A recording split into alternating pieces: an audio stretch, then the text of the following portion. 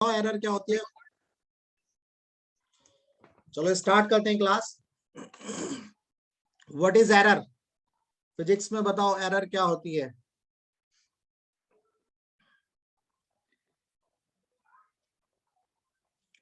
Error मतलब गलती।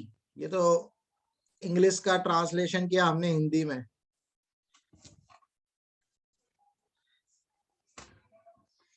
Start करें। Disturbance Y4 N4 know start करें। चलो बेटा आज पता चल जाएगा एरर क्या होती है। चलो स्टार्ट करते हैं। सर ये विजय सर, ये मैसेज आपको दिख रहे हैं क्या सभी? हाँ मुझे दिख रहे हैं सभी के मैसेजेस। ओके, ये जैसे आदित्य का मैसेज दिख रहा है, अब दिख रहा है आपको आदित्य का? नहीं आदित्य का तो नहीं है। ये प्रांजलि का? नहीं सर। प्रांजल चौधरी नहीं दिख रहा। नहीं। तो स्टूडेंट्स आप ये ना थोड़ा डायरेक्ट सर को मैसेज करो या फिर एवरीवन में करो तो वो दिखेगा। अदरवाइज क्या है, क्या वो मैसेज दिख नहीं पाएगा और आपके क्वेश्चन या मुझे क्वेरी तभी जो है रहेगा हर तो। क्लास में मैसेज सिर्फ 3-4 लड़कों के दिखते हैं, मतलब 3-4 बच्चे हैं सिर्फ उन्हीं के नाम से मैसेजेस दिखते हैं, अच्छा बाकी के अच्छा दिखते ही नहीं। तो शायद अच्छा, वो वो इशू साइड होगा। डायरेक्ट मेरे को कर रहे हूँ। तो सभी बच्चे जो है या तो डायरेक्ट मैसेज मुझे करें या एवरीवन में करें। या आप सीधा सर को कीजिए, कल हम इसका सेटिंग पूरा थोड़ा सा चेंज कर देंगे। आज के लिए आप सर को डायरेक्ट मैसेज कीजिए, विजय सर को। अच्छा एवरीवन नहीं होता तो मैं मुझे करिए आप। हाँ हाँ ठीक है। चलो स्टार्ट करते हैं। What is percentage? हम परसेंटेज में देखेंगे। फर्स्ट का बताओ x percentage of 1000 is equal to 400। Percentage क्यों पढ़ रहे हैं मैं अभी बताऊंगा आपको। थोड़ा सा परसेंटेज से निकालूंगा। बस जस्ट ये 3 जो है क्वेश्चन है। बताओ एक्स परसेंटेज ऑफ 1000, 1000 का कितना परसेंटेज जो है 400 होगा। फटाफट बताओ आंसर इसका। 1000 का कितना परसेंटेज 400 होगा। फटाफट।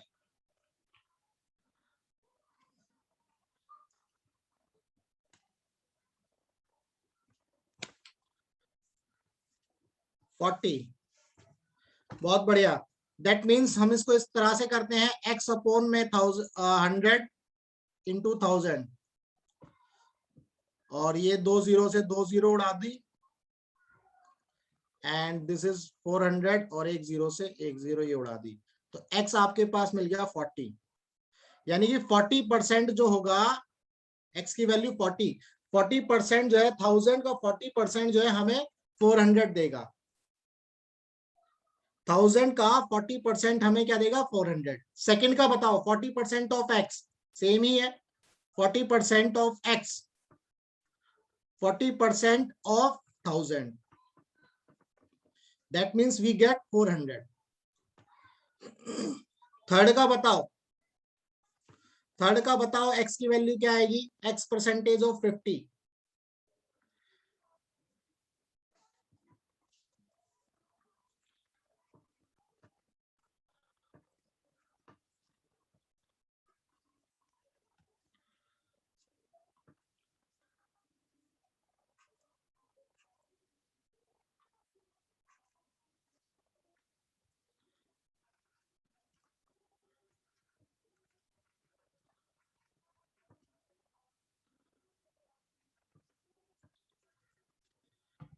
थर्ड का ठीक है x is equal to 0.4।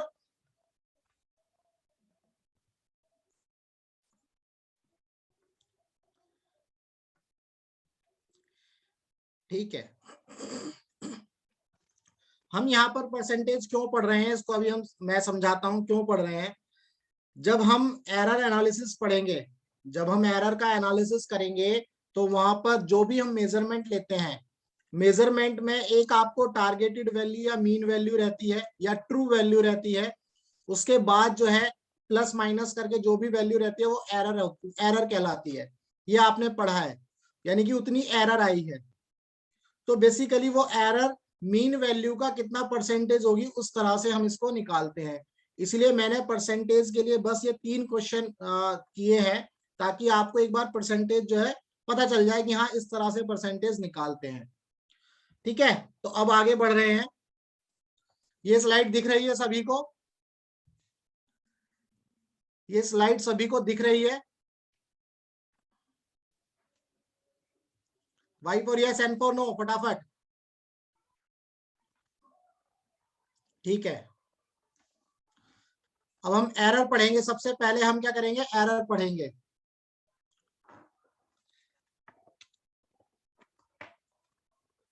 Error को ही समझाऊंगा बेटा, एरर को फिर से नहीं, अभी तो एरर शुरू ही नहीं किया, अब एरर पढ़ाऊंगा, अब पढ़ा रहा हूं मैं एरर। बस ध्यान से सुनना, अभी कोई भी कमेंट मत करो, ध्यान से सुनो बस, जो भी मैं बोलता रहूंगा। एरर इन मेजरमेंट का क्या मतलब है? देखो, एरर जो होती है, एरर इन मेजरमेंट का मतलब ये है कि जब भी हम कोई भी चीज मेजर करेंगे, जब भी हम कोई भी चीज का मतलब यहाँ पर कोई भी फिजिकल क्वांटिटी है। देखो, जैसे कि मान लो हमें लेंथ मेजर करनी है किसी रॉड की, या हमें मास मेजर करना है, या टाइम मेजर करना है, टेम्परेचर मेजर करना है, एरिया मेजर करना है, वॉल्यूम, रेजिस्टेंस, कोई भी फिजिकल क्वांटिटी जिसको हम मेजर करेंगे, है ना, किसी भी फिजिकल क्वांटिटी को हम क्या करेंगे, मेजर करेंगे। बेसिकली वो क्या कहलाएगा, मेजरमेंट। किसी भी फिजिकल क्वांटिटी की वैल्यू को बताना, वो क्या कहलाएगा, मेजरमेंट। ठीक है, अब मेजरमेंट के अंदर दो चीजें आपको याद रखनी है। सबसे पहले होता है ट्रू वैल्यू और डिसाइडेड वैल्यू। सबसे पहले हम बात करेंगे ट्रू वैल्यू और डिसाइडेड वैल्यू की। ये ट्रू वैल्यू और डिसाइडेड वैल्यू क्या होती है, इसको जानना बहुत जरूरी है। देखो, कंफ्यूज मत होना यहाँ पर। मैं यहाँ पर एक और चीज लिखता हूं, मीन वैल्यू, जो आपने पढ़ा है, mean value. True value, decided value और मीन वैल्यू में फर्क है। ट्रू वैल्यू और डिसाइडेड वैल्यू एक ही बात है, मीन वैल्यू में थोड़ा सा फर्क है जो हम आगे पढ़ेंगे।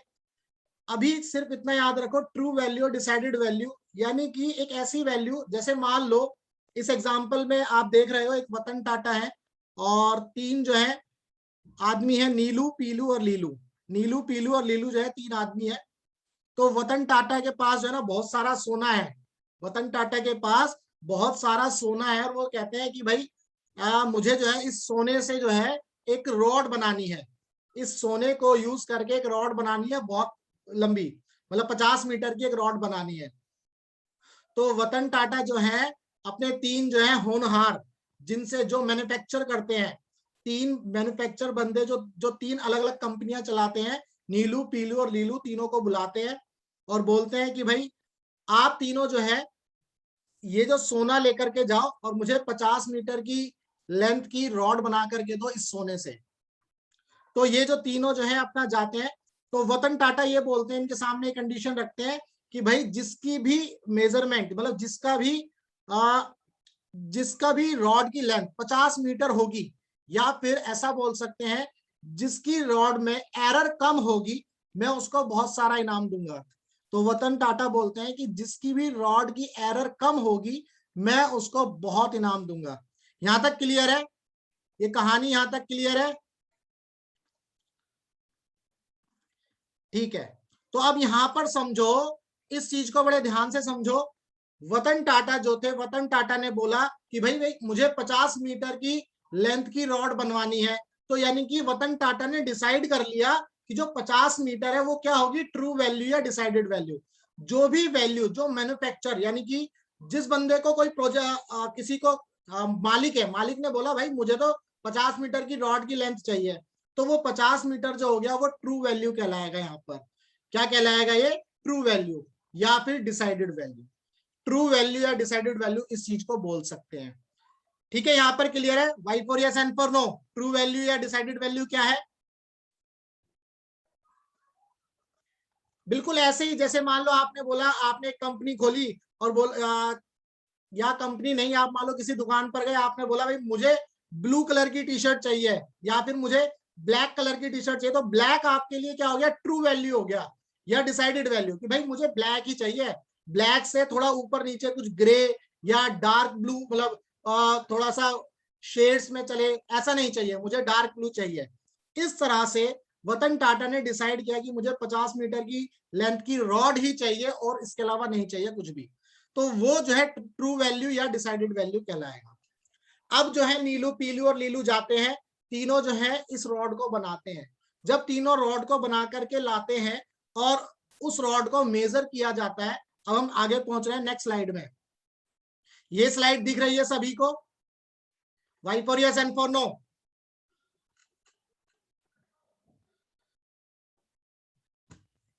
ठीक है।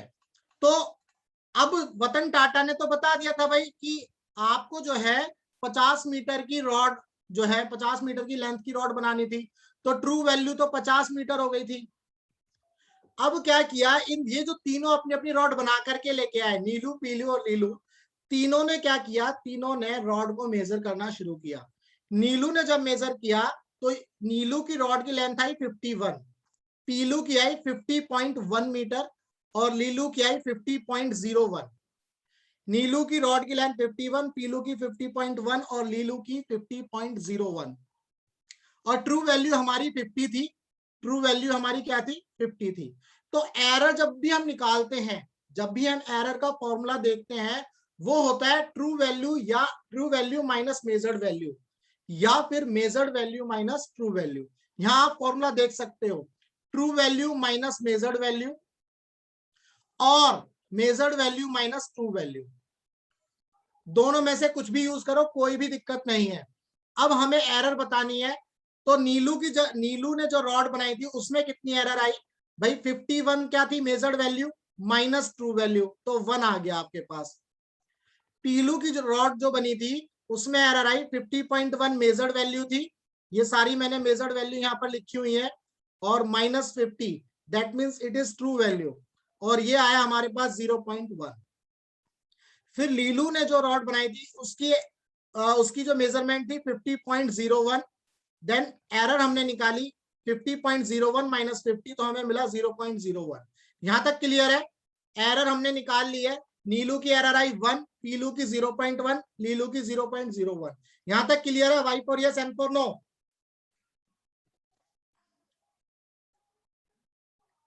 यहां तक क्लियर है? किसी को कोई डाउट है तो बताओ। ठीक है, तो एरर, आपने एरर निकाल ली, अभी एरर की हमने वैल्यू निकाली है। अगर हमसे क्वेश्चन में पूछा जाए कि भाई परसेंटेज ऑफ एरर बताओ, एरर कितना परसेंटेज रहा, एरर का परसेंटेज कितना रहा, तो जब हम एरर का परसेंटेज देखते हैं, तो अब आप नेक्स्ट कॉलम देखोगे, तो नेक्स्ट कॉलम में आपको क्लियर दिख रहा है परसेंटेज ऑफ एरर, ये वाला कॉलम। तो नीलू के केस में x परसेंटेज ऑफ 50, यानी कि 50 का कितना परसेंटेज जो है 1 होगा, क्योंकि एरर कितनी आई, नीलू के केस में 1 आई, तो यहां से x जब हम निकालेंगे तो हमारे पास आएगा 2%। इसके बाद पीलू के लिए हमने परसेंटेज निकाला। बेटा जब ट्रू वैल्यू से मेजर्ड वैल्यू को माइनस करेंगे तो नेगेटिव आएगा, लेकिन एरर को हमेशा पॉजिटिव लेते हैं, एरर ऐड होती है। बेसिकली अगर मैं इसको इस तरह से लिख दूं, एरर, ये मैग्नीट्यूड, आप मैग्नीट्यूड लोगे, आप क्या क्या लोगे? मैग्नीट्यूड लोगे। ये एरर एनालिसिस वाला एक और टॉपिक होगा जिसमें मैं बहुत डिटेल में पढ़ाऊंगा एरर। आज की क्लास में एरर, एक्यूरेसी और प्रिसीजन, ये तीनों टर्म जो है क्लियर करूंगा। एरर एनालिसिस एक अलग टॉपिक है जिसके अंदर हम कॉम्बिनेशंस ऑफ एरर पढ़ते हैं, वो सब मैं नेक्स्ट आगे की क्लासेस में कराऊंगा। तो ध्यान रखो, चाहे आप ट्रू वैल्यू में से मेजर्ड वैल्यू निकाल माइनस करो या मेजर्ड वैल्यू में से ट्रू वैल्यू माइनस करो, हमेशा ये मोड लेना है। ये क्या लेना है? मोड। ये आपको पता है मोड, किसी को, बच्चे को अगर नहीं पता तो बता सकता है, मोड लेना है। दैट मीन्स इस मोड के अंदर कोई भी वैल्यू होगी यहां पर, वो पॉजिटिव ही आएगी हमेशा। ठीक है, तो अब हमने एक्स परसेंटेज निकाले, यानी कि परसेंटेज ऑफ एरर मैंने निकाला। नीलू के केस में 2% आया, 2% आया, पीलू के केस में 0.2% और लीलू के केस में 0.02%। यहां तक क्लियर है? Y for yes and for no?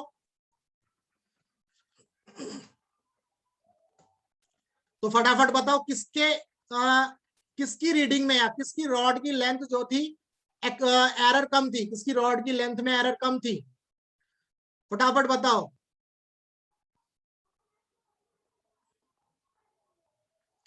Very good, very good बेटा, लीलू। तो लीलू जो है, लीलू जीत गया यानी कि, है ना, लीलू जो है, लीलू लीलू को ज्यादा पैसा मिलने वाला है। तो लीलू की जो लीलू ने जो रॉड बनाई थी, उसकी उस रॉड की एरर क्या थी, कम एरर कम थी, कम एरर थी। अब आपको समझ में आ गया कि एरर कैसे निकालते हैं, Y for yes N for no.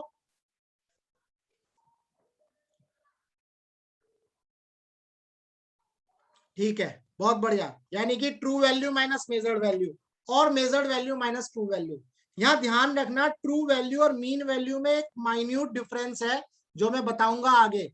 ठीक है, आप बुक्स में पढ़ते हो mean value minus measured value और measured value minus mean value, ऐसा ही पढ़ते हो ना बुक्स में। बताओ Y for yes N for no. अगर मैं बोल रहा हूं बेटा डेफिनेशन यही है जो मैं बता रहा हूं, error is defined as the difference of measured value and true value। इसकी कोई डेफिनेशन यही है, मेजर्ड वैल्यू ट्रू वैल्यू को का डिफरेंस निकालोगे तो आपको एरर मिलेगी।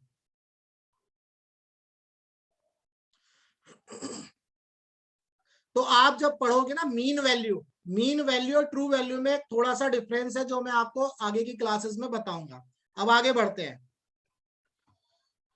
चलो भाई।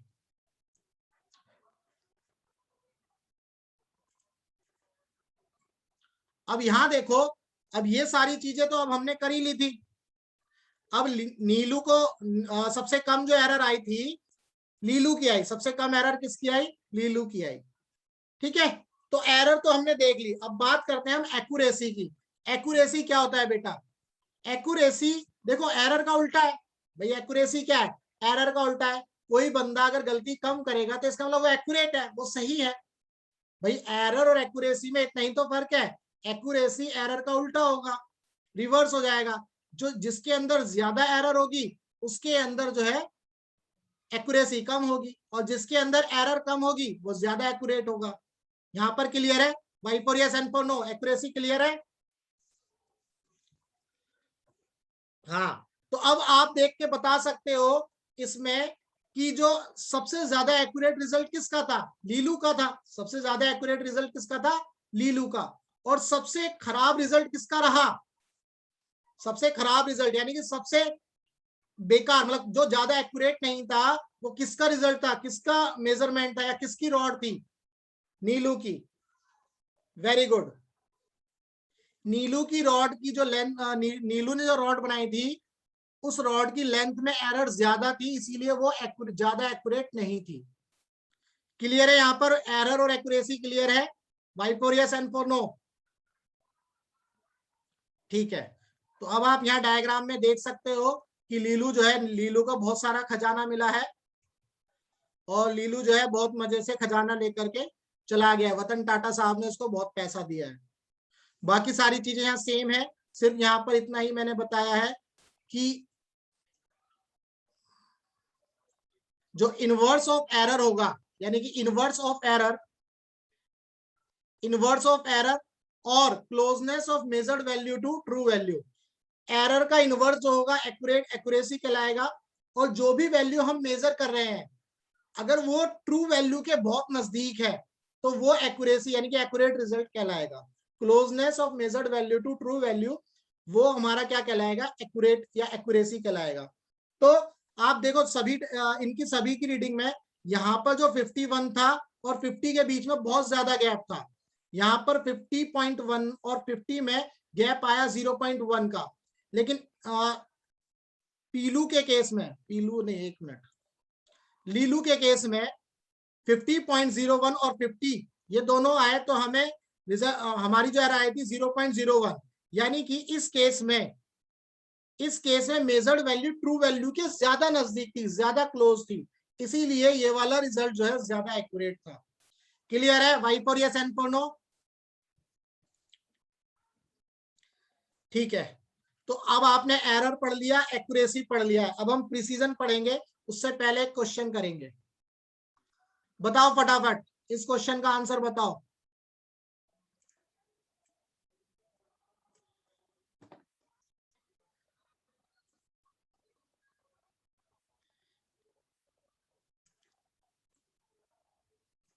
यहां पर मीन लेंथ आपको दी है तो आप उसको ट्रू वैल्यू मान लेना। यहां पर आपको मीन लेंथ दी है, इसको आप जो है ट्रू वैल्यू मान लेना।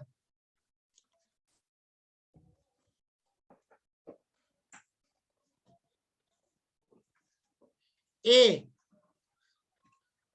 Very good.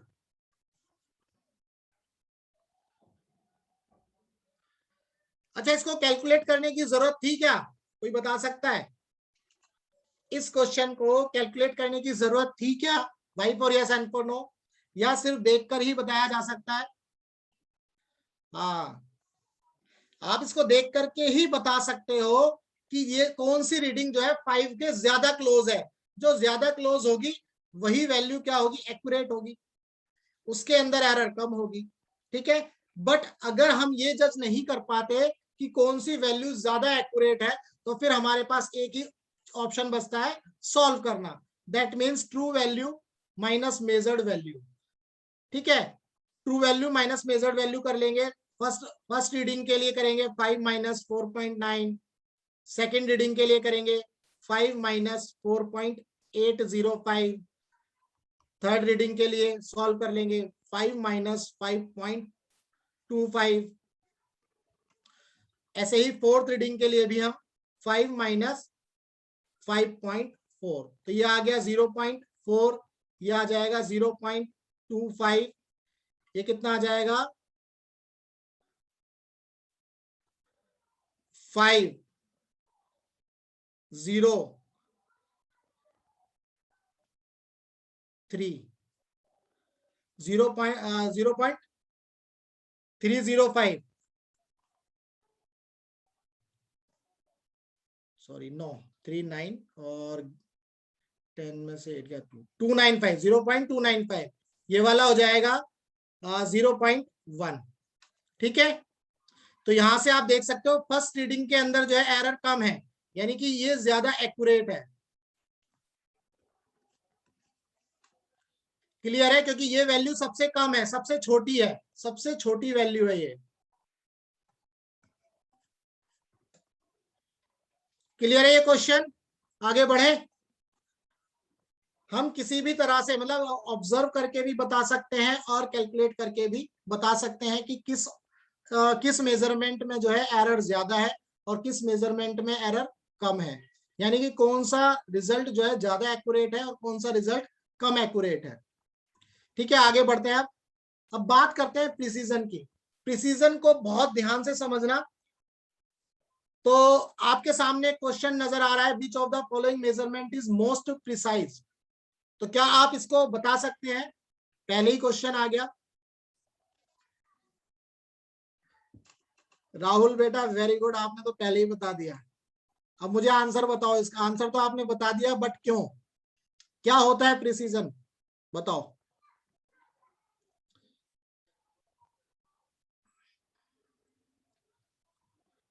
प्रिसीजन क्या होता है?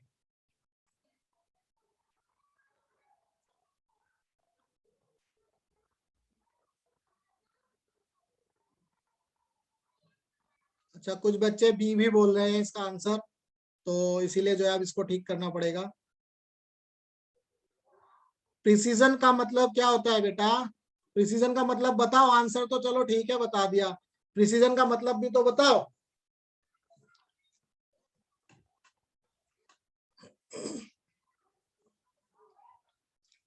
क्या होता है प्रिसीजन का मतलब?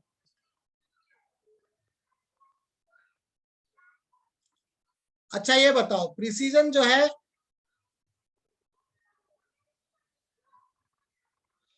ये मुझे बताओ कि जो प्रिसीजन है वो मेजरमेंट से रिलेटेड है या इंस्ट्रूमेंट से रिलेटेड है?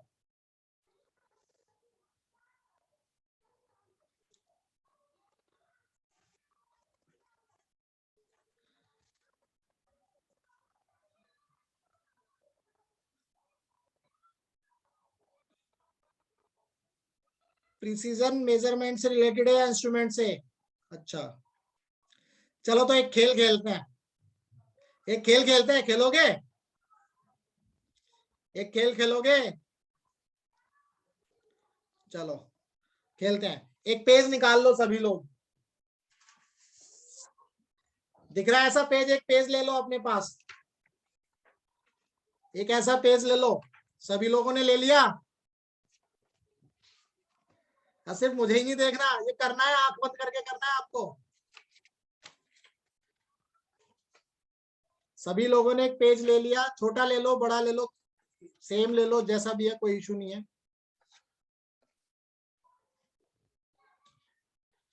पेपर लिया सभी ने?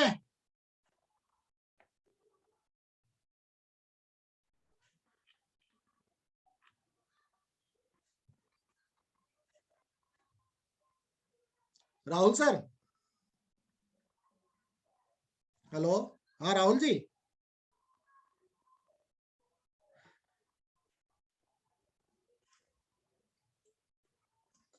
राहुल सर हैं क्या? राहुल सर,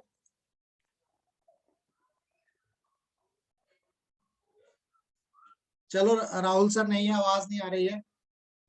पेपर ले लिया, चलो ठीक है। अब सब अपनी अपनी आंख बंद करो और पेपर को ऐसे हाथ में पकड़ो। सब लोग अपनी अपनी आंख बंद करो और पेपर ऐसे हाथ में पकड़ो। हो सकता है आपने किया हो ये जो है, जो भी मैं बता रहा हूं। सब लोगों ने हाथ में पकड़ना है और पेपर जो है हाथ में पकड़ना है और आंख बंद कर लो, और जो भी मैं इंस्ट्रक्शन दूंगा उस इंस्ट्रक्शन को फॉलो करो, बस, और कुछ नहीं करना। जो भी इंस्ट्रक्शन दूंगा उसको फॉलो करना है। अब आप कमेंट नहीं कर पाओगे, बट मैं ये अज्यूम कर रहा हूं आप ये सब कर रहे हो जो मैं बता रहा हूं।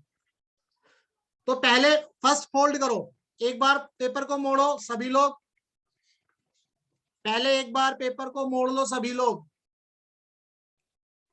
सभी लोग पेपर को मोड़ लो। मोड़ने के बाद किसी एक कॉर्नर से छोटा सा टुकड़ा फाड़ दो, मतलब टीयर कर दो। एक कॉर्नर से पेपर के छोटा सा पेपर का टुकड़ा फाड़ दो। मैं ये एज्यूम कर रहा हूं आप ये कर रहे हो। दोबारा से पेपर को मोड़ दो, दोबारा से पेपर को मोड़ दो, दोबारा से पेपर को मोड़ दो। मोड़ने के बाद फिर दोबारा से एक कोने पे फाड़ दो। कौन सा कोना है वो मुझे नहीं पता, आप डिसाइड कर लो उसको।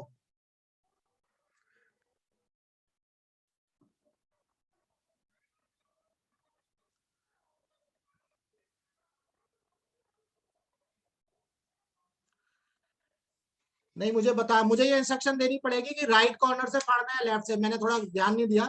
एक राइट कॉर्नर से फाड़ना, चलो राइट से, अब आगे से करो, आगे करो। राइट कॉर्नर से फाड़ना, अपने राइट हैंड से राइट कॉर्नर टॉप पर। फाड़ने के बाद दोबारा से एक बार फिर मोड़ो,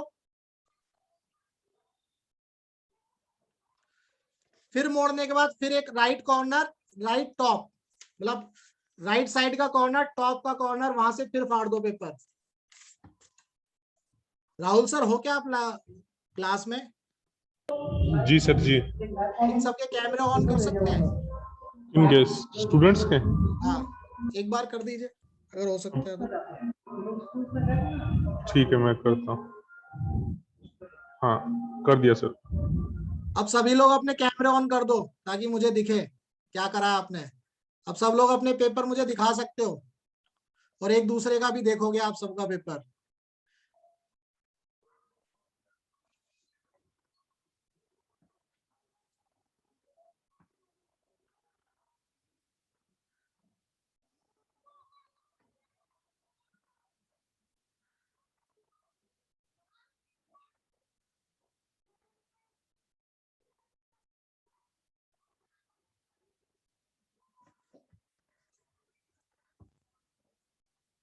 सबका जो कॉर्नर से जो पेपर, चलो अब ऐसे दिखाई नहीं दे रहा है मुझे कैमरे में। ये ध्यान दो, जब इस केस को करते हैं तो सबका जो पेपर है ना वो अलग तरह से फटता है। हर किसी का कॉर्नर का फाड़ने का तरीका अलग है ना? जिस तरह से, जैसे हमारी 5 उंगली बराबर नहीं है उसी तरह से अगर मान लो मैं इंस्ट्रक्शन तो सेम दे रहा हूं, मैंने इंस्ट्रक्शन सभी को सेम दी थी, लेकिन जब पेपर फटा होगा सभी का वो अलग अलग, देखो किसी का सेंटर से भी फटा है, किसी का सेंटर से नहीं फटा, किसी का पेपर जो है सेंटर से फटा हुआ है और किसी का सेंटर से नहीं फटा, ऐसे भी केसेस है। तो ठीक है, आप कैमरे ऑफ कर दो, राहुल सर कर दीजिए ऑफ। तो इसका मतलब क्या है, इसका मतलब ये है जैसे हमारे हाथों में जो हमारे हाथों की रेखाएं हैं वो अलग है, सारी अलग है, या आप बायो में पढ़ते हो डीएनए, डीएनए अलग है, ऐसे ही हर इंस्ट्रूमेंट का प्रिसीजन अलग होता है, ऐसे ही हर इंस्ट्रूमेंट का जो प्रिसीजन है वो अलग होता है। तो जो प्रिसीजन जो वर्ड है ना वो इंस्ट्रूमेंट से निकल के आया है। अगर मैं आपसे पूछूं प्रिसीजन जो है मेजरिंग, ध्यान से सुनना है क्योंकि ये बहुत ही कंफ्यूजिंग टर्म है, यहाँ दो चीजें बहुत ध्यान से समझनी है। प्रिसीजन एक तो इंस्ट्रूमेंट जिससे हम मेजर कर रहे हैं उससे रिलेटेड है, दूसरा अगर मैं आपसे पूछूं क्या प्रिसीजन जो है जिस इक्विपमेंट से हम बना रहे हैं कोई चीज उससे भी रिलेटेड है, जिस इक्विपमेंट से हम बना रहे हैं, ध्यान रखना। जैसे मान लो मैं आपको बोलता हूं मान लो गाड़ी का, कार का स्टीयरिंग बनाना है, कार का स्टीयरिंग बना रहे हैं मशीन से, तो क्या मुझे आप बता सकते हो कि जो कार का स्टीयरिंग हम बना रहे हैं जिस इक्विपमेंट से या जिस मशीन से हम उस स्टीयरिंग को बना रहे हैं, क्या उस मशीन से भी रिलेटेड है प्रिसीजन? कोई बता सकता है?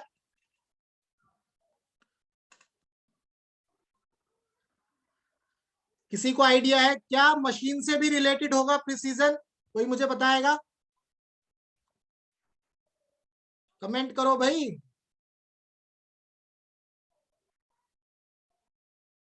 यस, हाँ बेटा, रिलेटेड है, ठीक है। हाँ, तो प्रिसीजन जो है ना, ध्यान रखना, सिर्फ मेजरमेंट से रिलेटेड नहीं है, प्रिसीजन जिस इक्विपमेंट से हम कोई भी चीज बना रहे हैं उससे भी रिलेटेड है।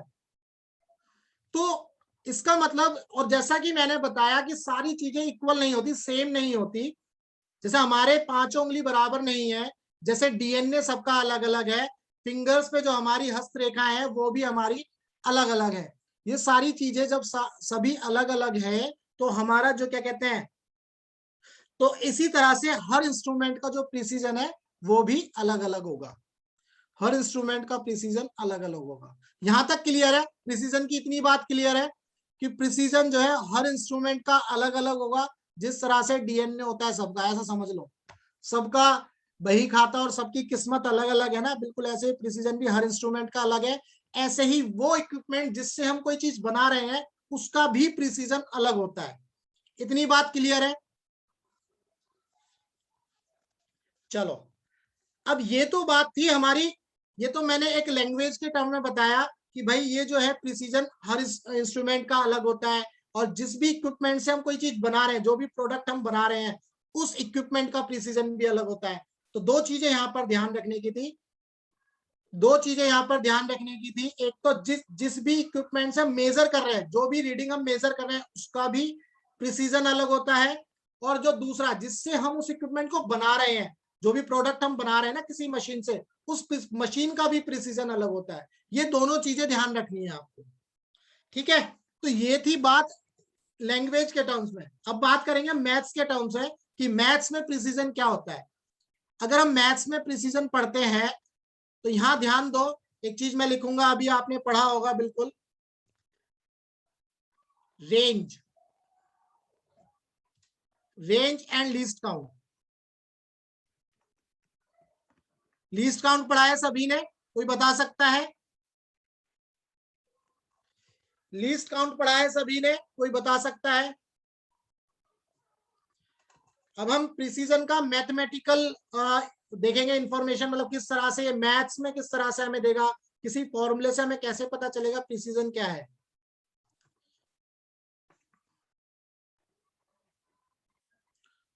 कोई मुझे बता सकता है प्रिसीजन क्या होता, लीस्ट काउंट क्या होता है? सिर्फ एक ही रिप्लाई आया है, मिनिमम काउंट।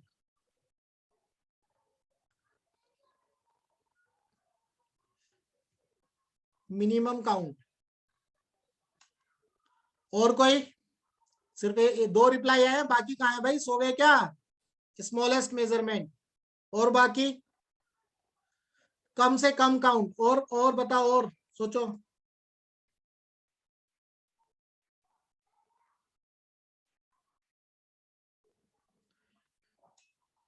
चलो मैं बताता हूं। देखो आपको ये स्केल दिख रहा है स्क्रीन पर। स्क्रीन पर एक स्केल दिख रहा है। मैं अगर सिर्फ स्केल की बात करूंगा, मैं यहाँ भी और कोई बात ही नहीं कर रहा, मैं सिर्फ स्केल की बात करूंगा। यहाँ पर इस स्केल की अगर मैं बात करूंगा तो आपको दिख रहा है 0 से 1 centimetre, 2 centimetre, 3 centimetre, 4 centimetre, 5 centimetre. तो 0 से 1 सेंटीमीटर यानी कि 1 सेंटीमीटर के अंदर अगर मैं डिवीजन करता हूं 10 डिवीजन करता हूं, अगर मैं 0 से 1 सेंटीमीटर के बीच में डिवीजन करता हूं तो कितना एमएम डिवीजन होता है? 1 सेंटीमीटर में कितने एमएम होते हैं? 1 सेंटीमीटर में कितने एमएम होते हैं? 10 एमएम। Very good. 1 सेंटीमीटर में 10 एमएम होते हैं। यानी कि अगर आप इस डायग्राम में जो मैंने स्केल दिखाया है यहां से यहां तक, ये है हमारा 0 से 1 सेंटीमीटर। दैट मीन्स ये 1 सेंटीमीटर है। इस 1 सेंटीमीटर में कितने डिवीजन किए हैं मैंने? 10 डिवीजन। और इन 10 डिवीजन में सबसे छोटा डिवीजन ये है। भाई सबसे छोटे डिवीजन क्या है? ये सबसे छोटा डिवीजन है। ये है हमारा सबसे स्मॉलेस्ट डिवीजन। ये सबसे स्मॉलेस्ट डिवीजन है। 1 सेंटीमीटर में 10 एमएम होते हैं बेटा। तो 1 सेंटीमीटर में 10 डिवीजन हो गए। तो एक यानी कि स्मॉलेस्ट डिवीजन, यानी कि हमारा एक डिवीजन जो है किसके बराबर हुआ? 1 एमएम के बराबर हुआ। तो 10 डिवीजन हमारे किसके बराबर हो गए? 10 एमएम के बराबर हो गए। इसका मतलब यहां पर जो लीस्ट काउंट आया 10 एमएम, सॉरी, जो लीस्ट काउंट आएगा यहां पर वो आएगा हमारा 1 एमएम का। 1 एमएम का लीस्ट काउंट, यानी कि सबसे स्मॉलेस्ट डिवीजन, सबसे स्मॉलेस्ट डिवीजन जो है वो ये है। That means 1 MM. क्लियर है? यहां पर लीस्ट काउंट क्लियर है। फिर आगे बढ़ेंगे इससे आगे।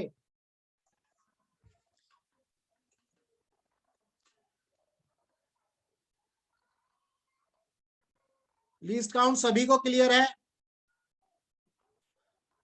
सिर्फ 2 ही रिप्लाई आए हैं, बाकी कहां गए? ठीक है। किसी भी मेजरमेंट में जो सबसे छोटा डिवीजन होगा वो लीस्ट काउंट कहलाएगा। सिंपल भाषा में इतना ही है। अब बात करेंगे हम रेंज की। रेंज की बात करते हैं अब हम। अब देखो नेक्स्ट स्लाइड पे जाएंगे हम। इस डायग्राम में देखो, अब ये डायग्राम आप सभी को विजिबल है। मैं यहां पर ये ले लेता हूं, ये रॉड ए है और ये हमारी एक रॉड बी है। ए और बी रॉड क्लियर दिख रही है सभी को? ये 2 रॉड मैंने ली है, इन दोनों रॉड का मेजरमेंट हम करने जा रहे हैं। ये दोनों रॉड क्लियर विजिबल हैं सभी को? Y for yes, and for no? ठीक है। ए रॉड का मेजरमेंट क्या होगा, मुझे कोई बता सकता है? ए रॉड का मेजरमेंट क्या होगा, कोई मुझे बता सकता है? बेटा 5 सेंटीमीटर नहीं है, ध्यान से देखो, ढंग से देखो, ध्यान से। 5 सेंटीमीटर से थोड़ा सा आगे। बेटा 5.1 भी नहीं है।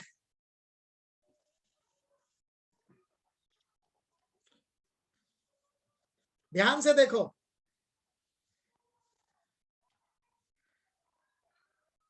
5 से ऊपर और 5.1 से नीचे है। 5.01 भी नहीं है।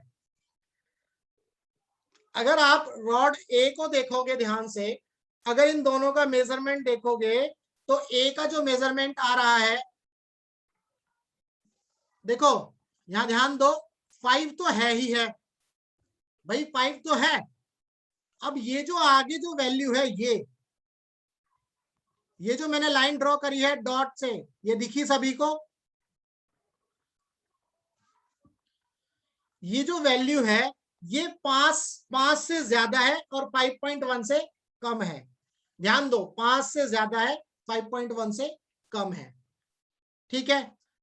बी रॉड की मेजरमेंट देखो, बी रॉड की मेजरमेंट, नहीं बेटा 5.01 भी नहीं होगा, 5.1 भी नहीं होगा, 5.01 भी नहीं होगा। यहां पर मैं प्रिसीजन बता रहा हूं, ध्यान से देखो और ध्यान से समझो। अब बी रॉड की मेजरमेंट कोई बता सकता है?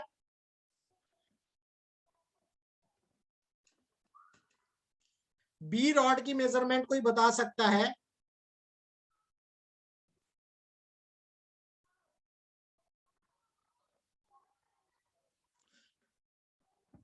अब नहीं बताओगे? देखो 4.9 से ज्यादा है और 5 से कम है। 4.9 से ज्यादा है और 5 से कम है। अगर मैं आप लोगों को ये बोल दूं कि भाई ये जो दोनों रॉड है ना, ए रॉड और बी रॉड, दोनों रॉड जो है हमारी एक ही मशीन से बनाई गई है, हमने एक ही मशीन से बनाया है इनको, तो इसका मतलब कहां गड़बड़ रह गई?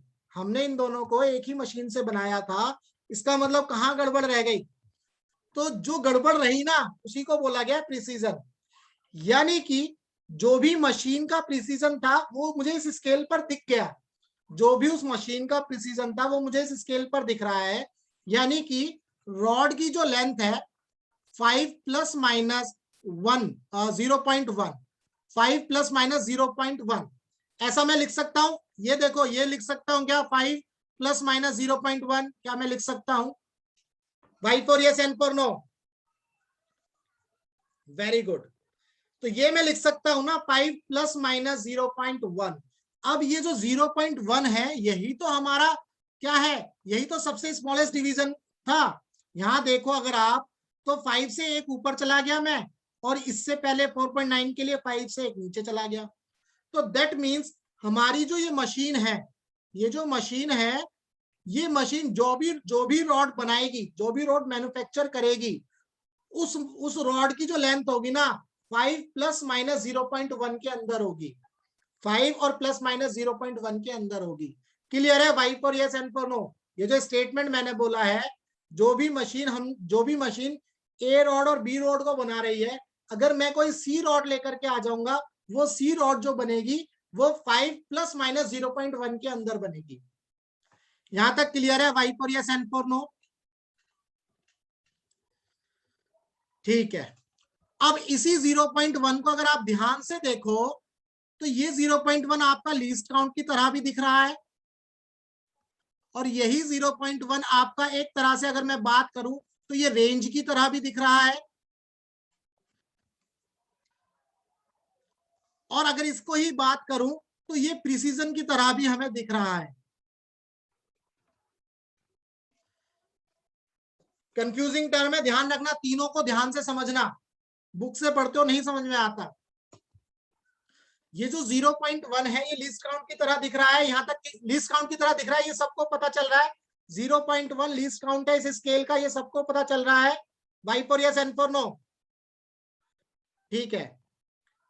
और ये 0.1 यानी कि 5 प्लस 0.1, 5 माइनस 0.1, एक रेंज बनी। दैट मीन्स अगर इस रेंज की बात करूं मैं तो वो ये होगी 4.9 से 5.1 तक। ये भी क्लियर है आपको? रेंज क्लियर है? 4.9 से 5.1। Y for yes, N for no? ठीक है। और जो प्रिसीजन है ना, ये जो प्रिसीजन है इसको ध्यान से समझ लो बस। ये जो प्रिसीजन है, इस रेंज को प्रिसीजन बोला जाता है। इस रेंज को हम क्या बोलेंगे? प्रिसीजन। इस रेंज को ही क्या बोला जाएगा? प्रिसीजन। इस रेंज को प्रिसीजन बोला जाएगा। यानी कि अगर रेंज बहुत कम होगी, रेंज बहुत कम होगी तो प्रिसीजन ज्यादा होगा, अगर ये रेंज कम होगी तो प्रिसीजन ज्यादा होगा। अब रेंज कम का मतलब क्या है? अगर लीस्ट काउंट कम हो गया तो इसका मतलब प्रिसीजन क्या हो गया? ज्यादा हो गया। अगर लीस्ट काउंट आपका कम हो गया तो इंस्ट्रूमेंट का प्रिसीजन ज्यादा हो गया। ये बात समझ में आ गई? Y for yes, N for no? खत्म हो गया प्रिसीजन, यही है बस। प्रतीक बेटा नहीं समझ में आया? अभी तो मैंने बोला प्रिसीजन का क्या मतलब है। प्रिसीजन का मतलब एक मशीन से रिलेटेड है, और जैसा कि मैंने बताया, जैसे हमारे डीएनए होते हैं भाई, हमारे हाथों की रेखाएं होती हैं, सबकी अलग अलग होती हैं। अच्छा, अब मैं बता रहा हूं, ध्यान से सुनो, प्रिसीजन को फिर ध्यान से सुनो। इसीलिए तो मैं सीक्वेंस में चलता हूं बेटा, इसलिए फटाफट नहीं कराता, सीक्वेंस को पकड़ो। मैंने स्टार्टिंग कहां से करी थी? जिस तरह से हमारी पांचों उंगलियां होती हैं वो अलग अलग है, जैसे सभी का डीएनए अलग अलग है, जैसे सभी की हस्तरेखाएं अलग अलग हैं, इसी तरह से हर मशीन का प्रिसीजन अलग अलग होता है। ये पहला पॉइंट याद रखना। अब सभी मशीन, जिस मशीन से हम जो भी प्रोडक्ट बना रहे हैं, ऐसा होगा ही नहीं कभी भी कि दो प्रोडक्ट की लेंथ सेम हो, ये कभी भी पॉसिबल नहीं होगा। ये आप जब बड़ी क्लासेस में इंजीनियरिंग में पढ़ते हैं, आप वहां पर ये कभी भी पॉसिबल नहीं होगा कि जो मशीन, जिस मशीन से जो भी प्रोडक्ट बनाया, जैसे मैंने अभी बताया ना, यहाँ पर 5 मीटर की रॉड की लेंथ मेजर करवाई, सेम मशीन से बनाई है, लेकिन किसी का भी रीडिंग जो है 5 नहीं आया, एक रेंज के अंदर आया। जैसे 5.5 प्लस माइनस 0.1, यानी कि 4.9 और 5.1 के बीच में आई है ये रीडिंग। इसी रेंज को प्रिसीजन बोला जाता है। यही जो रेंज है, इसी को प्रिसीजन बोला जाता है।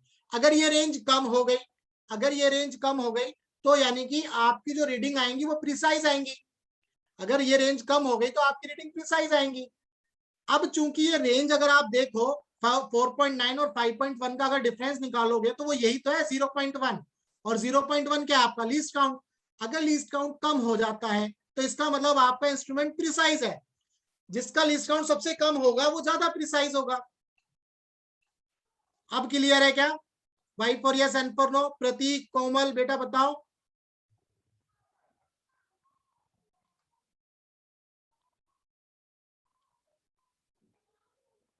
देखो प्रिसीजन को बहुत ध्यान से समझना, बुक से नहीं समझ में आएगा, थोड़ा थोड़ा। फिर एक बार फिर समझो, जब भी किसी भी इंस्ट्रूमेंट से हम कोई भी चीज बनाते हैं ना बेटा, ये ध्यान दो, किसी भी इंस्ट्रूमेंट से कोई भी चीज बनाते हैं, कोई भी चीज का मतलब, अब यहाँ पर एग्जांपल ले लो, मान लो ये पेन बना करके लाना है भाई एक मशीन से, ये पेन बना करके एक मशीन से लाना है। इस पेन की जो लेंथ है, मैं मालिक हूं और मैं चाहता हूं भैया इसकी जो लेंथ है 5 सेंटीमीटर होनी चाहिए, इसकी लेंथ 5 सेंटीमीटर होनी चाहिए। अब ये जब मशीन पर बनने जाएगी तो डाई से बनेगी ये मशीन, ये पेन। जब डाई से, डाई समझते हो आप? डाई समझते हो? डाई समझते हो आप सब लोग? डाई नहीं समझते हो बेटा? डाई, जैसे हमें कोई खिलौना बनाना होता है, खिलौने को जो शेप दी जाती है ना, वो डाई की हेल्प से दी जाती है। जितने भी खिलौने वगैरह बनते हैं वो हम डाई की हेल्प से देते हैं। आपने देखा होगा भाई, हाथी बना रहा था, टॉय के फॉर्म में हमने हाथी बना दिया, वो कोई हाथ से थोड़ी बनाए, हमने क्या किया, प्लास्टिक को पिघलाया और एक डाई के अंदर उसको डाला, और डाई ने क्या किया, वो हाथी की शेप दे दी। तो डाई एक तरह से बोल सकते हो सांचा, सांचा हिंदी में सांचा बोलते हैं। ठीक है, तो ये जो पेन बनने के लिए डाई पर जाएगा, तो डाई का अपना प्रिसीजन है, डाई का अपना प्रिसीजन है। कोई भी डाई ऐसा नहीं होगी कि भाई इसको जो है 5 सेंटीमीटर की लेंथ का ही पेन बनाएगी। उस डाई का जो प्रिसीजन होगा, उस प्रिसीजन की वजह से इस पेन की जो लेंथ होगी ना, वो करेक्ट 5 नहीं होगी, एक रेंज में बनेगी, एक रेंज में बनेगी। किस रेंज में? जिस रेंज में वो डाई होगी। अब उस डाई से की जो जो प्रिसीजन होगा, वो कहां से मेजर किया हमने?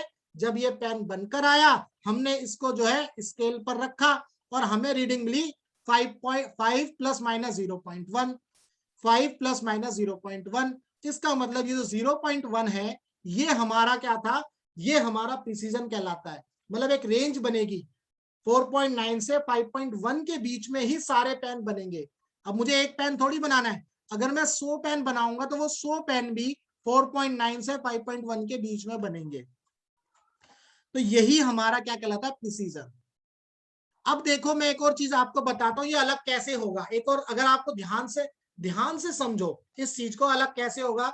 बहुत सारे बच्चे कंफ्यूज हो सकते हैं। 4.9 का मतलब 4.9 के बाद भी तो रीडिंग है ना, 4.9, 8, 7, 3, 1 ऐसे चलती चली जाएंगी,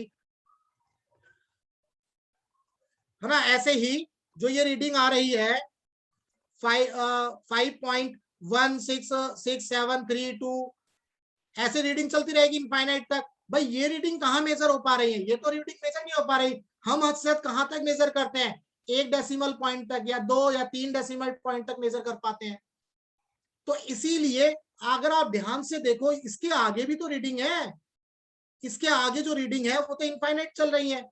अब वो इनफाइनाइट चल रही है तो इसीलिए सभी इंस्ट्रूमेंट का प्रिसीजन अलग अलग होता है। कभी भी कोई भी नंबर मैच नहीं करता। जैसे गाड़ियों की नंबर प्लेट होती है, भाई गाड़ियों की नंबर प्लेट कैसे दी जाती है? किसी की गाड़ी का नंबर प्लेट मैच करता है? कोई बताओ, कोई मैच करता है किसी भी गाड़ी का number plate? Y for yes, Y for yes and for no. हाँ, नहीं करता ना बेटा। बिल्कुल ऐसे ही 4.9 से 5.1 फिक्स वैल्यू नहीं है, ये एक रेंज है।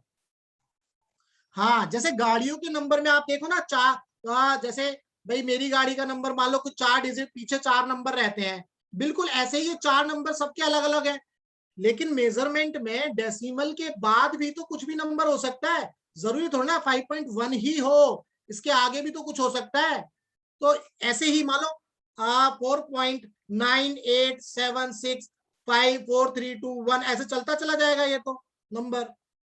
तो ये नंबर जो है सभी के लिए सेम नहीं होता, इसीलिए बोला जाता है जिस तरह से सबका डीएनए है उसी तरह से किसी भी मशीन का प्रिसीजन होता है। अब क्लियर है? Y for yes and for no.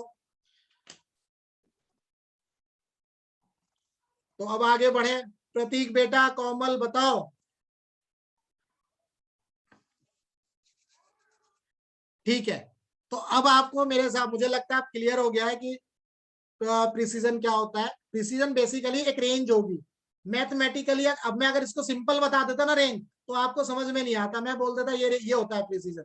लेकिन अब आपको पता चल गया कि जो प्रिसीजन होता है ये मैन्युफैक्चरिंग से भी रिलेटेड है और मेजरमेंट से भी रिलेटेड है।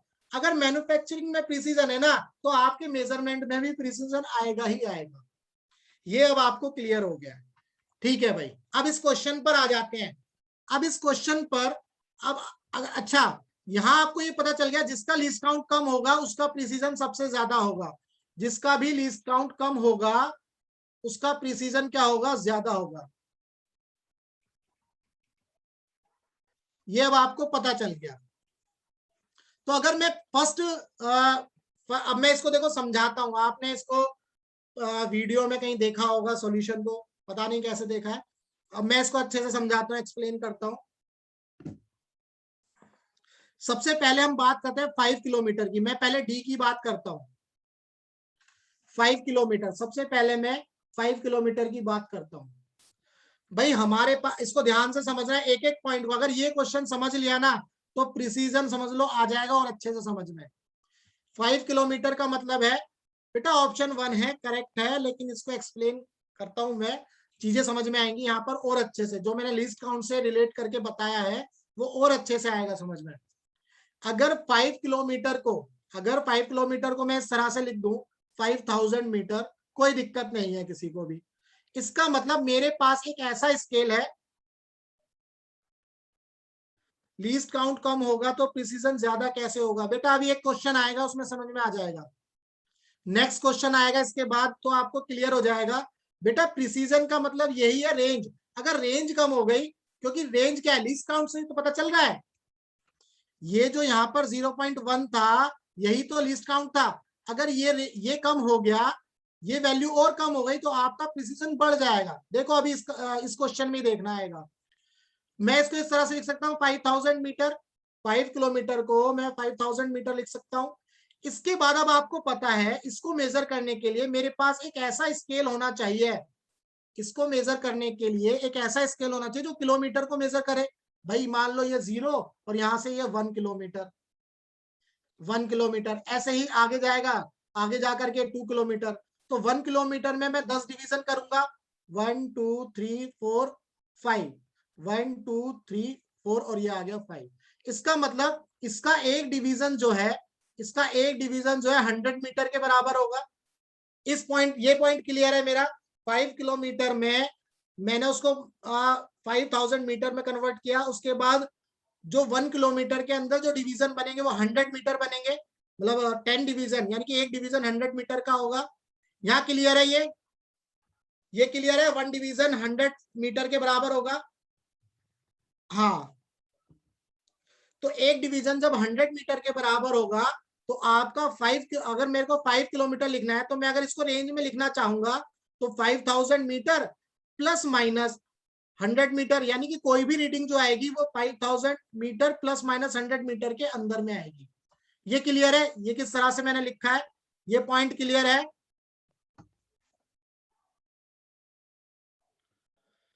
ठीक है, मैं क्या करूंगा, इन सबको मीटर में कन्वर्ट करूंगा। बेटा कोमल पहले तो आप यस बोलते हो फिर नो बोलते हो, ये दो दो कोमल तो नहीं है क्या क्लास में?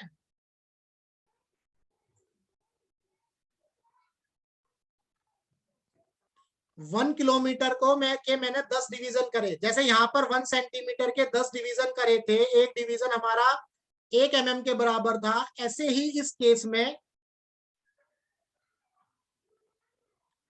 सर यूनिट पे भी प्रिसीजन मैटर करता है क्या?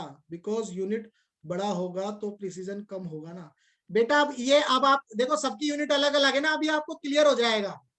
अब आप जो सवाल कर रहे हो इस सवाल में अभी क्लियर हो जाएगा, आप बेफिक्र रहो, अभी क्लियर हो जाएगा। अभी मैं क्या करूं, तभी तो आप सबने ऑप्शन ए बताया, लेकिन इस क्वेश्चन को जब सॉल्व करते हैं हमें चारों यूनिट को एक सेम लेवल पे रखना होगा, mm, सेंटीमीटर, मीटर, किलोमीटर। मैं इन सबको मीटर की रेंज पे रखूंगा, मैं इन सबको मीटर के लेवल पे रख दूंगा, और फिर कंपेयर करना, तब आपको क्लियर हो जाएगा कि किसका प्रिसीजन जो है ज्यादा होगा। सबको मैं मीटर में कन्वर्ट करूंगा, जैसे मैंने फर्स्ट को मीटर में कन्वर्ट कर दिया, 5000 मीटर प्लस माइनस 100 मीटर। ये ऑप्शन डी ऑप्शन करेक्ट है ना? डी ऑप्शन समझ में आ गया? डी ऑप्शन मैंने जो लिखा क्लियर है, वाई पर यस एंड पर नो, तब मैं आगे बढ़ता हूं। ठीक है, तो अब आगे बढ़ते हैं सी ऑप्शन पर। एक मिनट दो, मैं इसमें पेज ऐड करता हूं।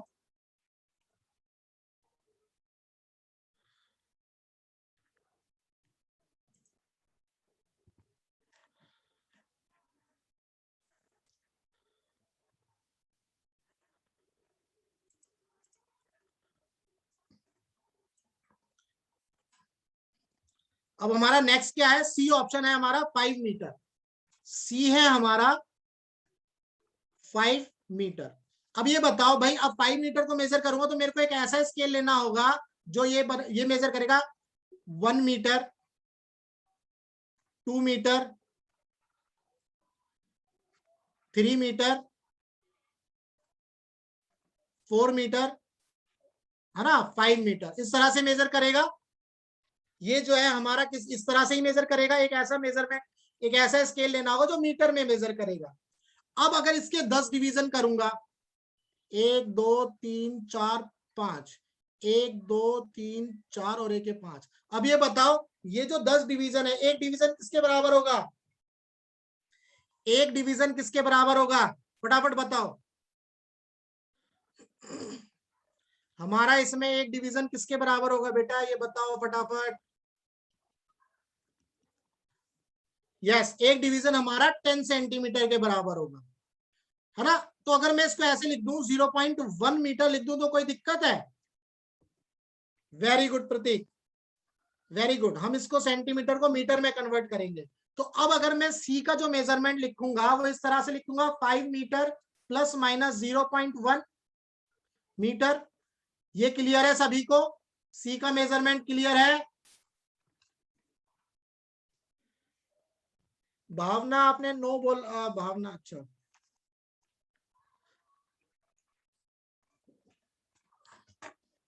तो जो है हमें ये हमें मिला 1 मीटर और 2 मीटर। 1 मीटर में हमारे 100 सेंटीमीटर होते हैं, तो इसका मतलब एक डिवीजन हमारा 10 सेंटीमीटर का हो गया।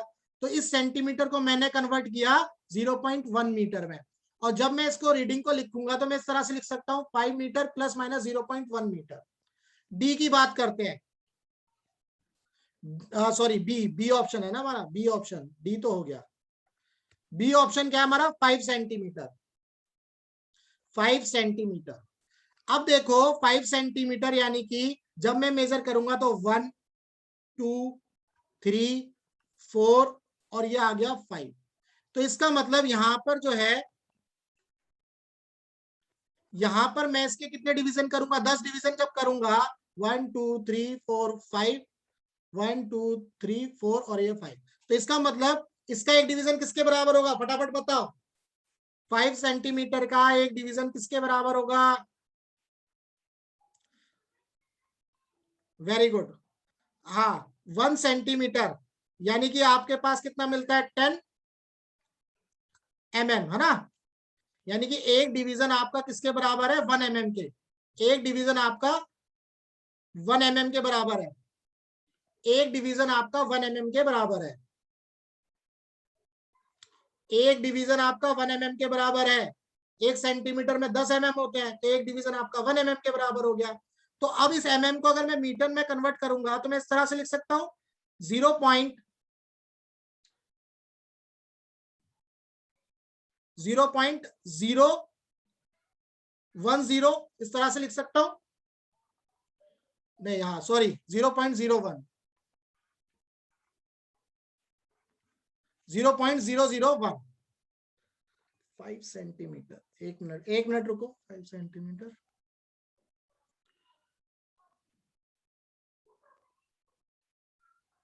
बेटा, एक मिनट।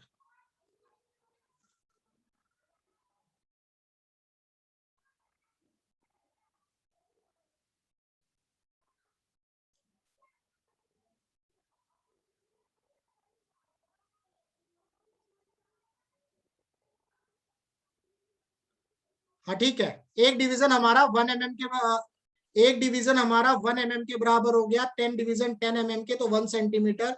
मैंने इस 1 mm को जो है किसमें कन्वर्ट कर दिया, मीटर में। बेटा ये सेंटीमीटर, ये कहीं गड़बड़ हो रही है, कहाँ गड़बड़ हो रही है, सेंटीमीटर सेंटीमीटर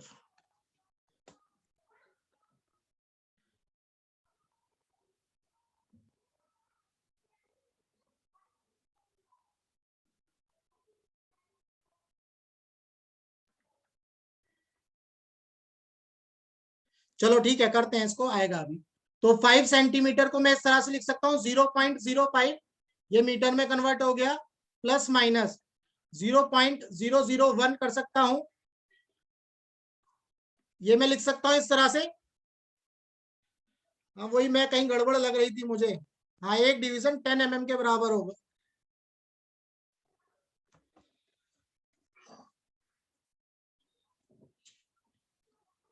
सेंटीमीटर,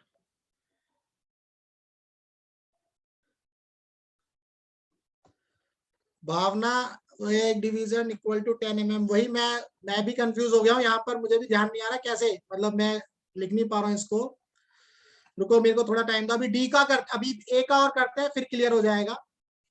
ए का और करते हैं अभी। ए हमारा है 5 mm, ए है हमारा 5 mm।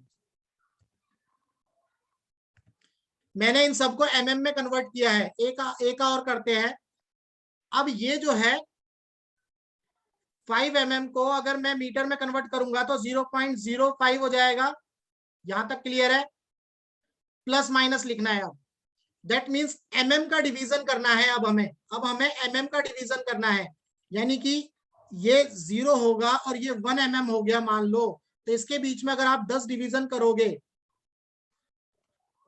तो 10 डिवीजन करोगे तो इसका एक डिवीजन जो है किसके बराबर होगा, कोई बता सकता है? 0 से 1 mm के डिवीजन में एक डिवीजन किसके बराबर होगा, कोई बता सकता है?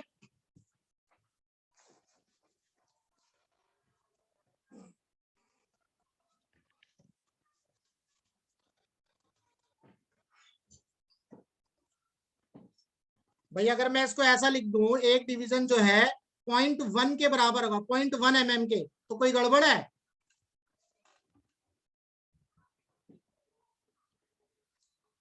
पॉइंट 1 mm के बराबर होगा, एक डिवीजन 0.1 mm के बराबर होगा, तो यानी कि 10 डिवीजन किसके बराबर हो गए, 1 mm के। तो हाँ 0.1 mm के बराबर होगा। तो अब इस 0.1 को मीटर में कन्वर्ट कर लो, इस 0.1 को मीटर में कन्वर्ट कर लो, तो कितना हो जाएगा, 0.0001 आ जाएगा। ये हो गया मीटर, ये क्लियर है? ए क्लियर है? ए क्लियर है? यहां पर ए क्लियर है? अब देख लो सबसे कम वैल्यू कौन सी है यहां पर, प्लस। भावना बेटा क्या क्लियर नहीं है बताओ?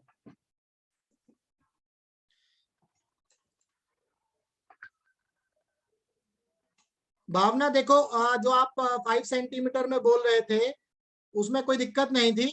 1 centimetre is equal to 10 mm होगा भाई, 1 सेंटीमीटर में 10 mm होते हैं, तो यहाँ पर एक डिवीजन हमारा 1 mm के बराबर हो गया, इसका मतलब तो 10 डिवीजन हमारे 10 mm के बराबर हो जाएंगे। सिमिलरली mm को मैंने अब मीटर में कन्वर्ट किया, यहाँ पर 0 से 1 mm के बीच में जब 10 डिवीजन करोगे तो एक डिवीजन 0.1 mm के बराबर होगा, 0.1 mm के बराबर होगा। और इसको मैंने मीटर में कन्वर्ट कर लिया, इसको मैंने क्या किया, मीटर में कन्वर्ट कर लिया। जब मैंने इसको मीटर में कन्वर्ट किया तो मुझे ये रीडिंग मिली। तो अब आप चारों रीडिंग में अगर आप ध्यान से देखोगे, चारों रीडिंग में अगर आप ध्यान से देखोगे तो ए ऑप्शन का जो ये प्लस माइनस वाली जो वैल्यू है, ये जो वैल्यू है प्लस माइनस में, ये सबसे कम है, ये सबसे कम है, ये सबसे कम है। जब ये सबसे कम है इसका मतलब रेंज क्या होगी, इसकी कम होगी। जब ये रेंज कम होगी तो इसका मतलब ये रिजल्ट क्या होगा, ज्यादा प्रिसाइज होगा। समझ में आया, समझ में आया बेटा? Y for yes, N for no. ये मैथमेटिकली हम करते हैं। तो इसका मतलब प्रिसीजन जो है एक रेंज से रिलेटेड है। अगर रेंज आपकी कम होती चली जाएगी, रेंज आपकी जब कम होती चली जाएगी तो आपके जो रिजल्ट्स आएंगे वो प्रिसाइज आएंगे, आपके रिजल्ट्स क्या आएंगे, प्रिसाइज आएंगे। ठीक है। और ज्यादा प्रिसाइज कैसे होगा, और ज्यादा रेंज को ये 0.001 और पॉइंट डेसिमल में लेकर चले जाओ बेटा, तो ये प्रिसाइज होता चला जाएगा और ज्यादा। तो एक बच्चे ने जिसने ये पूछा था यूनिट के बारे में, किसी बेटा ने मेरे से पूछा था यूनिट के बारे में कि यूनिट्स अलग अलग होंगी। बेटा आप चाहे यूनिट कैसे भी ले लो, चारों में यूनिट अलग अलग थी, लेकिन प्रिसाइज कौन सा था, ए ऑप्शन वाला ही प्रिसाइज था। हाँ आप ये बोल सकते हो कि जो है जो सबसे कम, जैसे किलोमीटर से मीटर में आए, मीटर से सेंटीमीटर में गए, सेंटीमीटर से एमएम में चले गए, एमएम सबसे छोटी यूनिट है, सबसे कम डिवीजन है, तो वो ज्यादा प्रिसाइज होगा। अब आप एमएम से नीचे चले जाओ, नैनोमीटर में चले जाओ तो वो ज्यादा प्रिसाइज हो जाएगा। भाई आप नैनोमीटर में चले गए तो वो ज्यादा प्रिसाइज हो जाएगा। माइक्रोमीटर में चले गए तो वो नैनोमीटर से तो कम है प्रिसाइज, लेकिन मीटर से तो एमएम से तो ज्यादा प्रिसाइज है। समझ में आया? Y for yes, N for no. Precision समझ में आया?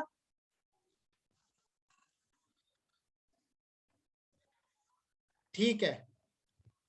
तो नेक्स्ट अब इसको करते हैं। अब यहाँ देखो एक जस्ट ये कॉन्सेप्ट है, अगर आप इसको ध्यान से देखोगे इस वाले डायग्राम में, देखो ये जो सेंटर में वैल्यू है ये आपकी टारगेटेड वैल्यू है। जो सेंटर पर जो वैल्यू है टारगेटेड वैल्यू है। हमने एक रीडिंग ली, हमने क्या किया, सैंपल ऑफ रीडिंग्स ली। तो जैसे इस डायग्राम में आप देखो यहाँ पर रीडिंग अलग अलग है ना, बहुत बिखरी हुई है। तो इसका मतलब ये जो है एक्यूरेट तो है, ये एक्यूरेट है क्योंकि ये जो है सेंटर के नजदीक है, लेकिन आपस में दूर दूर है, तो इसका मतलब ये प्रिसाइज नहीं है, ये रटना नहीं है। ये डायग्राम जो मैंने अभी कॉन्सेप्ट यहाँ समझाया है रेंज को मान करके, उससे करना है। अगर आप ध्यान से देखो ये सभी जो रीडिंग है आपस में एक दूसरे से क्या है, दूर दूर है, लेकिन सब जो है सेंटर के नजदीक है। तो ये एक्यूरेट तो है लेकिन प्रिसाइज नहीं है। अगर इस रीडिंग में देखो ये आपस में भी नजदीक नजदीक है और ट्रू वैल्यू के नजदीक है, ट्रू वैल्यू के भी नजदीक है और आपस में भी बहुत क्लोज है, क्लोजनेस है इनके बीच में। तो रेंज क्या हो गई, कम हो गई। तो ये प्रिसाइज भी है, एक्यूरेट भी है।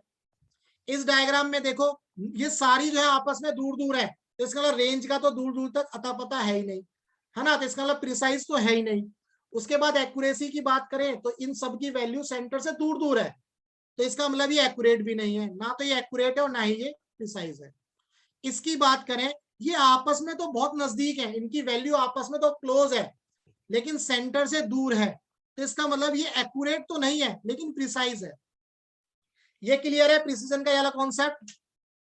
ये क्लियर है? Y for yes, N for no. चलो ये वाला आप कर लेना, ये डायग्राम में आगे पहुंच रहा हूं, एक क्वेश्चन है आगे, क्वेश्चन करके फिर फिनिश करेंगे हम। चलो मुझे बताओ फटाफट कौन सा एक्यूरेट है और कौन सा प्रिसाइज है।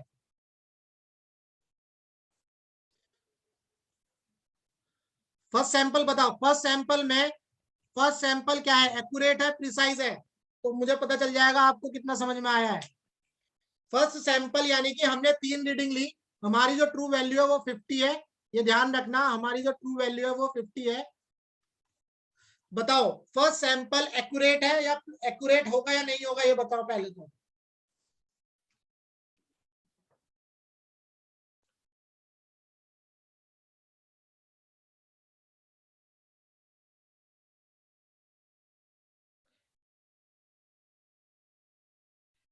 एक्यूरेट होगा।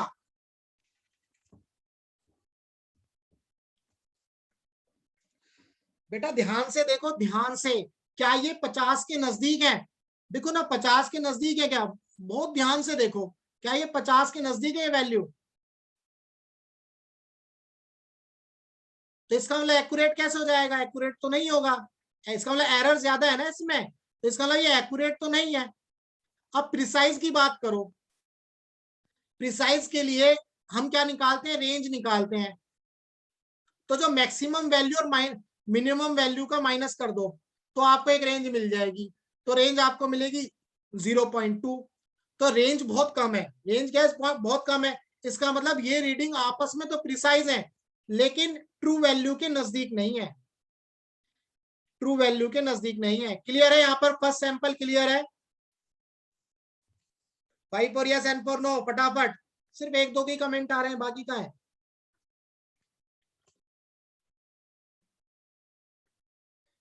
ठीक है, तो सेकंड सेकंड का बताओ। अब सेकंड सैंपल बताओ मुझे। सेकंड सैंपल बताओ, क्या ये एक्यूरेट है?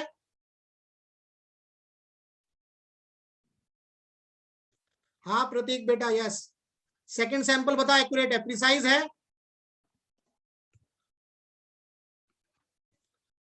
प्रिसाइज है ये? भावना बेटा ध्यान से देखो, प्रिसाइज है या नहीं? रेंज देखो ना इसकी, रेंज से आपको एक आइडिया लगेगा। भावना बेटा ध्यान से देखो, एक्यूरेट तो है क्योंकि ये सारी रीडिंग 50 के बहुत क्लोज है। 49.9, 49.8, 50.1, तो एक्यूरेट तो है। और प्रिसाइज देखो, यहां से पता चल रहा है ये रेंज, तो प्रिसाइज भी है। दैट मीन्स ये एक्यूरेट भी है और प्रिसाइज भी है। ये एक ऐसा सैंपल है जो प्रिसाइज भी है, एक्यूरेट भी है। थर्ड सैंपल बताओ फटाफट। थर्ड सैंपल, थर्ड सैंपल बताओ, एक्यूरेट है और प्रिसाइज है, क्या है? प्रतीक बेटा not accurate, not precise. Very good Prateek बेटा, वेरी गुड। एक्यूरेट और बोलो दोनों बताओ, एक्यूरेट और प्रिसीजन दोनों बताओ। थर्ड सैंपल,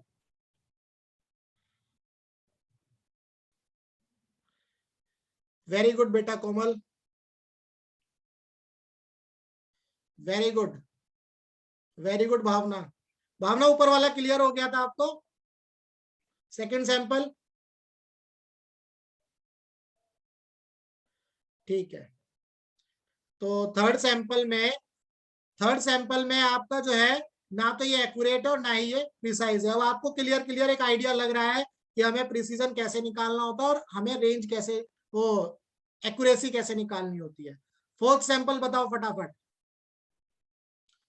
फोर्थ सैंपल बताओ सभी लोग।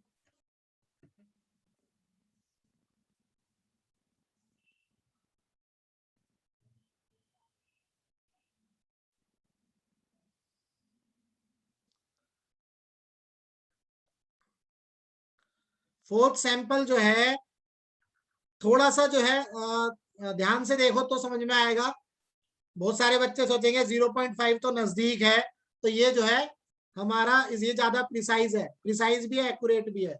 तो बेटा ये एक्यूरेट तो है लेकिन ये प्रिसाइज नहीं है। ये वाला सैंपल, ये सैंपल एक्यूरेट है लेकिन प्रिसाइज नहीं है। क्योंकि प्रिसाइज इसलिए नहीं है, देखो अगर ऊपर वाले सैंपल, ऊपर ये कंपैरिजन से पता चल रहा है, ऊपर वाले सैंपल से अगर आप कंपेयर करो तो ऊपर जो था रेंज 0.2, 0.2 ये आ रहा था, लेकिन यहाँ पर जो रेंज आ रही है वो 0.5 आ रही है। तो 0.5 0.2 से तो ज्यादा ही है। 0.5 0.2 से तो ज्यादा ही है, इसका मतलब रेंज ज्यादा है। जब रेंज ज्यादा है तो ये प्रिसाइज नहीं होगा, ये ज्यादा प्रिसाइज नहीं है। क्लियर है? यहाँ पर ये सैंपल क्लियर है, रीडिंग के ये सैंपल क्लियर है।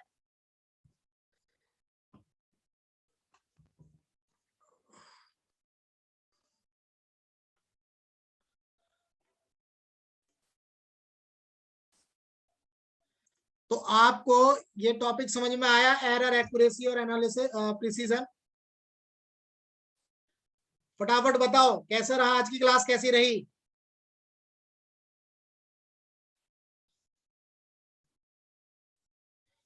एक एक टॉपिक अच्छे से समझ में आया?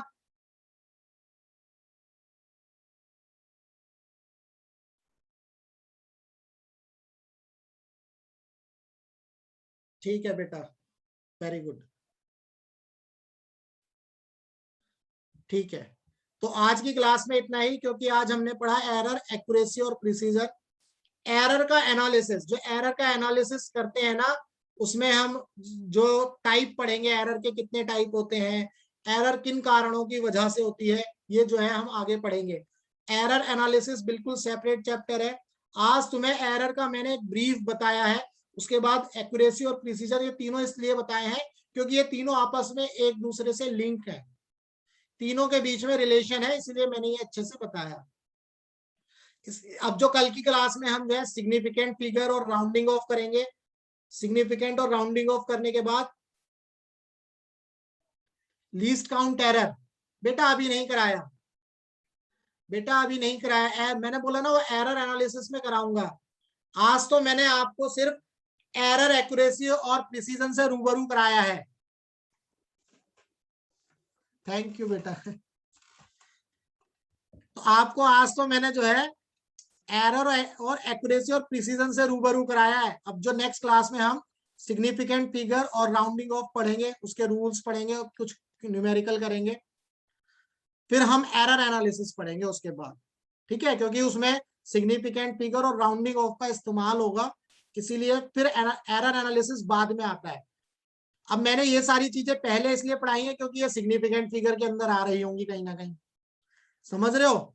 आप बोलोगे आपने एरर पहले पढ़ा दिया और एरर एनालिसिस नहीं कराया, तो ये ध्यान रखना है, ये जो चीजें मैंने बताई है अब ये सिग्निफिकेंट फिगर में हेल्प करेंगी आपको समझने में, और राउंडिंग ऑफ के अंदर, और जब आप मैं एरर एनालिसिस कराऊंगा तो वहां पर सिग्निफिकेंट फिगर और राउंडिंग ऑफ हेल्प कर रही होंगी, इसीलिए इसको इस तरह से बाइफरकेशन किया है। तो चलो अब नेक्स्ट क्लास में मिलेंगे। अगर किसी बच्चे को कोई डाउट हो तो मुझे टेलीग्राम पर कमेंट कर देना, ठीक है? किसी भी क्वेश्चन में, यहाँ तक जो भी पढ़ाया है, आप किसी भी बुक से कोई क्वेश्चन करते हो, किसी में नहीं समझ में आ रहा है, तो मुझे जो है कमेंट कर देना टेलीग्राम में। थैंक यू बेटा। बेटा अगर आप लोगों को समझ में आ रहा है तो इससे अच्छी बात क्या है, मेरे लिए तो यही खुशी की बात है। कल की क्लास थोड़ी अच्छी नहीं रही थी मुझे लग रहा है, बट आज की क्लास ठीक थी शायद। ठीक है, चलो तो अब जो है नेक्स्ट क्लास में मिलेंगे हम। ओके, बाय बाय, जय भीम। आप लोग भी बहुत अच्छे हो।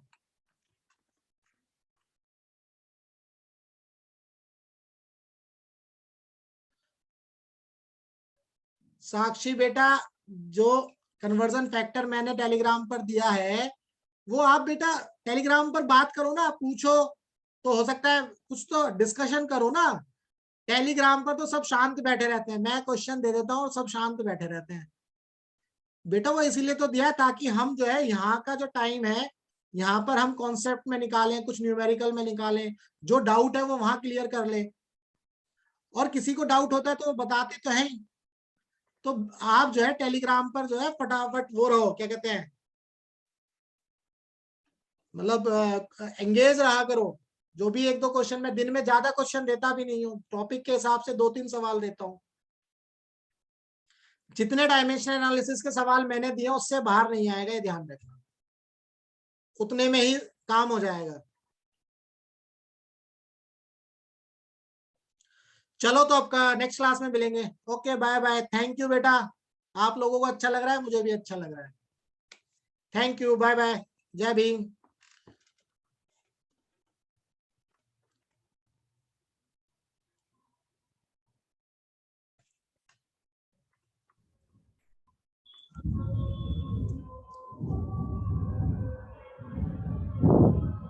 ठीक है sir, Rahul ji. Okay okay ठीक सर, है।